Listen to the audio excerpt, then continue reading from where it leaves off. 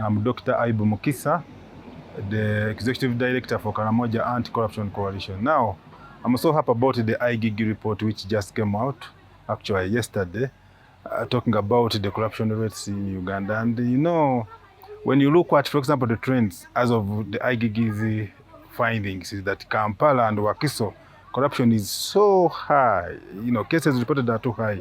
Now, when you look at Karamoja, which has been coming out as one of the most corrupt, there are districts which have performed properly. For example, look at Nabilatuk, where we are located.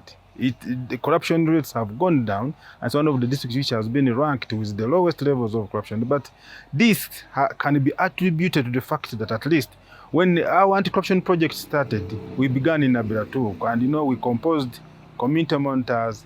These community monitors were being training, and they have been monitoring regularly under strict supervision, including having what they call the district integrity promotion forums, then having what they call a community balancer. So these have at least brought some degree of transparency, whereby these government officials are watched by us, the community monitors, day 1, day 10. So even if somebody has won a tender to construct, for example, a school, these community monitors know who has been awarded the tender and what procedures has he or she been awarded. And they are monitoring, they are following up the projects to see is there value for money. So this has instilled a spirit of fear among the people, such that they know that if we are involved in any shoddy work or should be there any corruption intended, you know, a shoddy issue, it's going to be reported by the people of anti-corruption. So I think it's a milestone.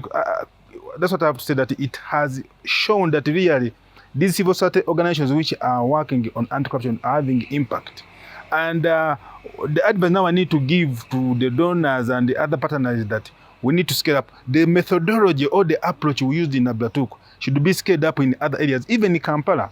I keep saying that national NGOs are in Kampala who are working on anti-corruption, but now the corruption there is too much. So the issue is, can we use the same methodology, you know, having impact, training more community monitors, even testing tools, such that at least people can develop fear, people can have value for money to be able to reduce corruption. Because when you look at the report, you can't honestly believe that one of the districts in Karamoja called Nabilatuk, corruption issues are very low, which have been reported to the IGG.